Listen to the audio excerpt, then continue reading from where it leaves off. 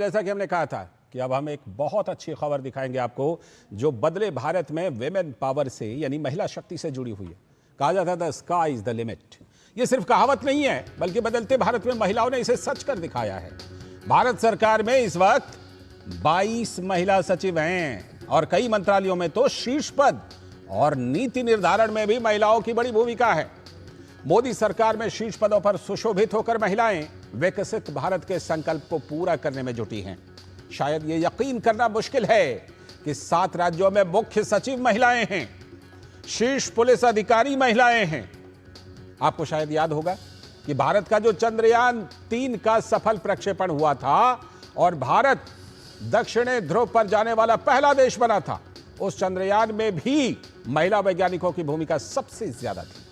PM Modi ने कहा था कि महिलाओं का आर्थिक सशक्तिकरण विकास को गति देता है और उन्हें सशक्त बनाने का सबसे प्रभावी तरीका महिलाओं के नेतृत्व वाला विकास का दृष्टिकोण है। ऐसे पर एक खास बातचीत देखिए, फिर करेंगे चर्चा। तो महिलाओं ने किस तरह से अपनी भूमिका निभाई है और जब उनको अवसर दिया गया है महिलाओं के सशक्तिकरण के लिए, उनके नेतृत्व में विकास के लिए, तो किस तरह से वो अपनी बढ़ चढ़कर भूमिका निभा रही हैं।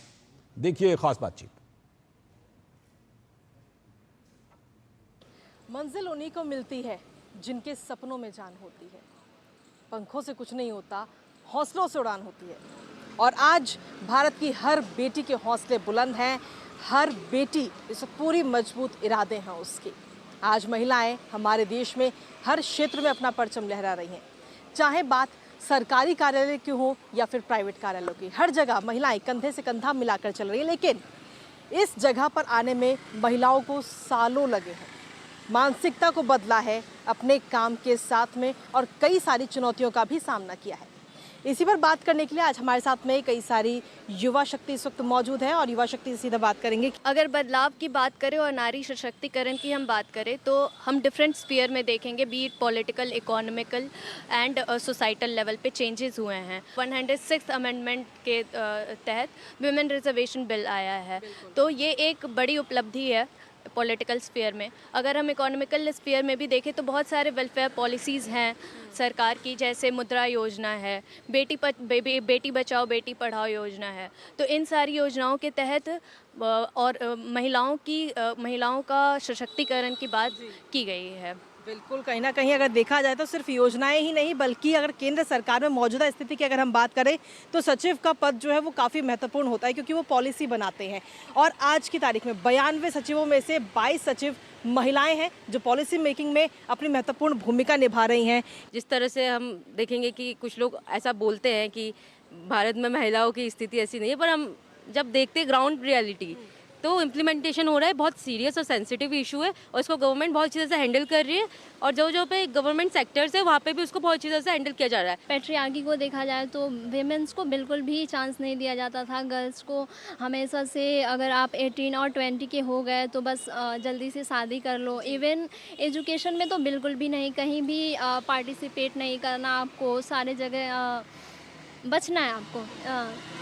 तो अगर ये अपॉर्चुनिटी मिली है तो मतलब अच्छी बात है। मेरे पेरेंट्स भी कहते हैं कि स्काई इज़ द लिमिट। तो गर्ल्स के लिए आगे जाना बहुत ज़रूरी है, क्योंकि जो भी प्रॉब्लम्स वो फेस कर रहे हैं वो तभी इस चीज़ को कर पाएंगे जब वो इंडिपेंडेंट होंगे। और आज के टाइम में जितने भी अर्बन देखा जाए, रूरल में से इवन ज़्यादा गर्ल्स आगे जा रही हैं।